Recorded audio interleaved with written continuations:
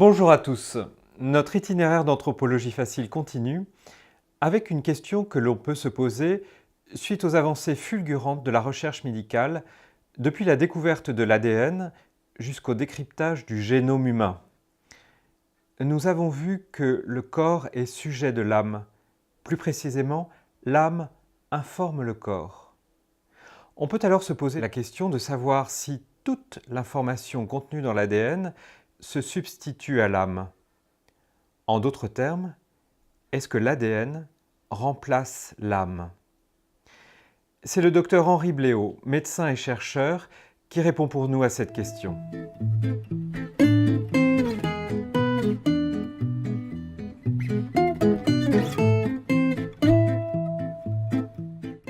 Bonjour, on m'a demandé de vous traiter aujourd'hui une question un peu originale. Est-ce que l'ADN remplace l'âme? L'ADN, qui est quand même plus ma spécialité puisque je suis médecin, c'est de l'acide désoxyribonucléique et c'est ce qui contient notre code génétique. L'ADN est bien connu depuis sa description dans les années 55 et il s'agit d'un long filament avec deux brins enroulés l'un sur l'autre qui forment ce que l'on appelle une double hélice. Chacune de nos cellules contient notre ADN qui est complètement pelotonné comme une pelote de ficelle un petit peu, de manière très précise et qui change sans arrêt de forme de façon à présenter les endroits de l'ADN qui doivent fonctionner à ce moment-là. Ce double brin forme comme une échelle avec des échelons et il existe 4 types d'échelons: A, T, G et C. Adénine, thymine, guanine, cytosine. Et donc sur l'un des brins, vous avez une suite d'échelons, A, T, G, C, etc. Et sur l'autre brin, il y a l'échelon complémentaire puisque A va avec T et G va avec C.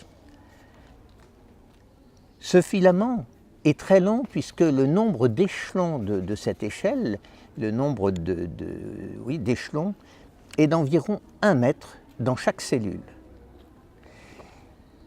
Si on écrit chaque lettre de cette succession, AA, etc., eh bien, nous obtenons à peu près le volume de 5000 livres de 500 pages dans une bibliothèque. Donc vous vous rendez compte que c'est quelque chose d'extrêmement important. On a chacun une grosse bibliothèque dans nos cellules. Dans chacune de nos cellules, le code est strictement le même. Dans toutes mes cellules, j'ai le même code. Et vous, dans chacune de vos cellules, vous avez un code différent du mien, mais dans toutes vos cellules, ce code est identique. Et ce code, il est complètement spécifique à moi-même.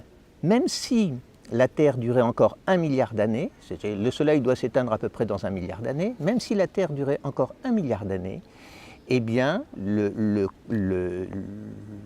personne n'aurait le même code génétique que moi. Je suis absolument unique en mon genre. Sachant que nous avons 86 000 milliards de cellules dans notre organisme, la longueur de l'ADN que nous avons au total dans notre organisme est de l'ordre de 500 fois la distance de la Terre au Soleil. Moi, dans mon ADN fait 500 fois la distance de la Terre au Soleil et le vôtre, c'est exactement la même chose. Chez l'homme, cet ADN est coupé en morceaux, en 46 morceaux que l'on appelle les chromosomes. Ces chromosomes, ils sont par paires et il y a moi je possède 22 paires qui viennent de mon père, 22 paires qui viennent de ma mère et puis 2 chromosomes qu'on appelle sexuels et je possède donc un chromosome Y qui vient de mon père et un chromosome X qui vient de ma mère. Les femmes ont 2 chromosomes X, qui est un grand chromosome, le chromosome Y étant un petit chromosome, et donc les femmes ont un matériel génétique supérieur, assez nettement supérieur à celui des hommes. Toutefois, les femmes inhibent en grande partie l'un de leurs 2 chromosomes X, et elles reviennent ainsi à égalité avec les hommes. Merci mesdames pour cet acte d'humilité naturelle, présent dès l'origine chez la femme. Nos chromosomes, de taille très variée, ont des portions qui codent pour des protéines. Ces portions qui codent pour des protéines sur les chromosomes, ça s'appelle des gènes. Nous avons environ 25 000 gènes dans notre génome. Toutefois, ces 25 000 gènes représentent seulement 2% du génome et 98% de l'ADN. Jusqu'à une date assez récente, on ne comprenait pas à quoi ils servaient. Et certains appelaient même ça de l'ADN poubelle. Et en fait, on s'est rendu compte, il n'y a pas très longtemps, il y a moins de 10 ans, que cet ADN était absolument indispensable et utile pour notre fonctionnement. Mais il faut comprendre que cet ADN, qui est une énorme bibliothèque avec ses 5000 livres de 500 pages, en fait, tout cela, ce n'est qu'un code. C'est une série inscrite sur un système, mais ce n'est qu'un code. Et ce qui fait les choses dans la cellule, ce sont les protéines qui sont codées par cet ADN. Les protéines, l'ADN c'est le plan du moteur, et les protéines c'est le moteur lui-même, c'est elles qui vont vous faire fonctionner, etc. Et elles vont avoir besoin pour fonctionner d'un certain nombre de choses, comme par exemple le glucose, qui va être l'un des carburants pour que ça marche. Mais ce qui fait fonctionner l'organisme, d'abord, ce sont les protéines. Avec 25 000 gènes, nous avons environ 180 000 protéines différentes synthétisées, ce qui montre que chaque gène en fait ne code pas pour une seule protéine, mais pour plusieurs protéines. Par exemple, nous avons des cellules qui sont capables de coder pour de l'insuline, des cellules du pancréas, et ce sont les seules cellules de l'organisme qui codent pour l'insuline, et les autres ne peuvent pas le faire. Donc vous voyez que les fonctions des cellules sont différentes en fonction des portions et de la manière dont est utilisé le code génétique.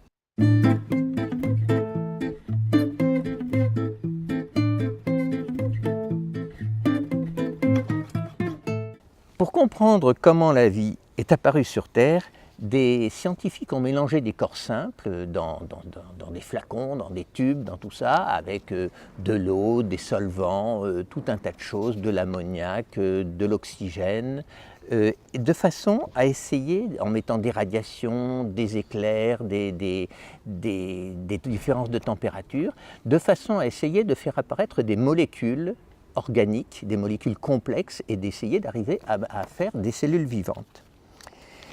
Et si on considère que, on va essayer de faire un truc proportionné, si on prend par exemple une molécule d'eau, H2O, eh bien cette molécule d'eau, si on dit qu'elle est de la taille d'un ballon de football, eh bien quand les scientifiques ont fait ces expériences assez compliquées, ils ont essayé tout un tas de choses et on n'a jamais réussi à obtenir des molécules plus gros que, disons, la taille d'une valise, d'une grosse valise.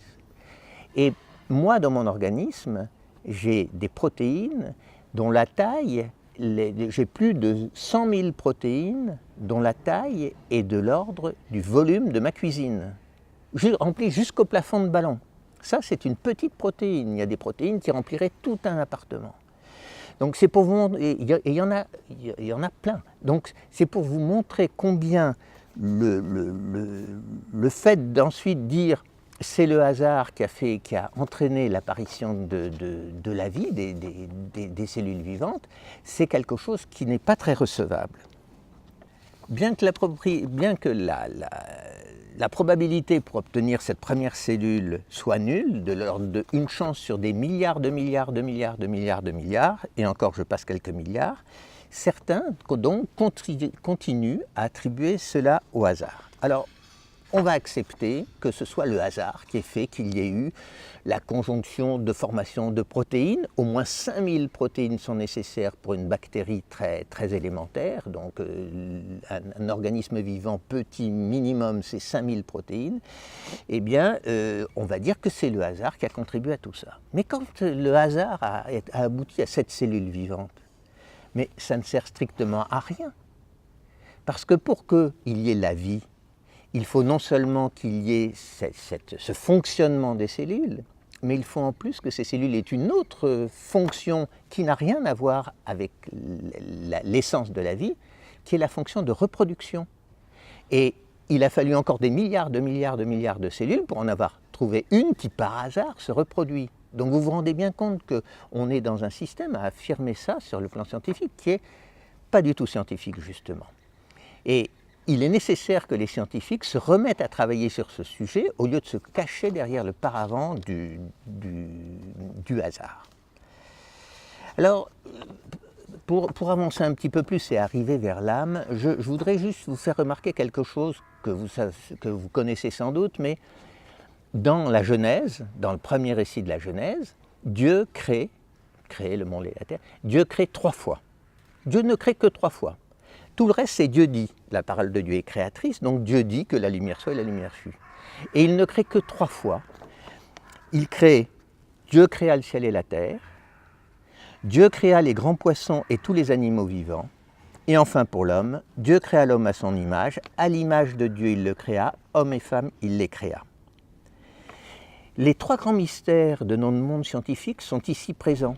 Le mot créer est utilisé pour le départ, le point de départ, c'est le Big Bang, l'apparition de la vie, qui est ce dont nous parlons un petit peu ici, et puis l'homme. Et peut-être que le mystère de l'homme, peut-être que justement, la création de l'homme, s'il y a un mystère très fort, c'est peut-être la création de l'âme, justement. Alors, sans entrer dans une théologie thomiste et ses différents niveaux d'âme, où c'est vraiment pas ma matière, je voudrais juste rappeler que mon âme spirituelle n'est pas en moi. Contrairement à ce qu'on a trop tendance à nous dire, l'âme n'est pas en moi. Mon âme spirituelle m'entoure. Elle est plus grande que moi. Et d'ailleurs, la meilleure preuve, c'est que si on me coupe une jambe, j'ai toujours toute mon âme. Donc l'âme est quelque chose qui n'est pas à l'intérieur de moi, mais qui m'enveloppe. Et elle est bien plus grande que ce qui est perceptible de moi.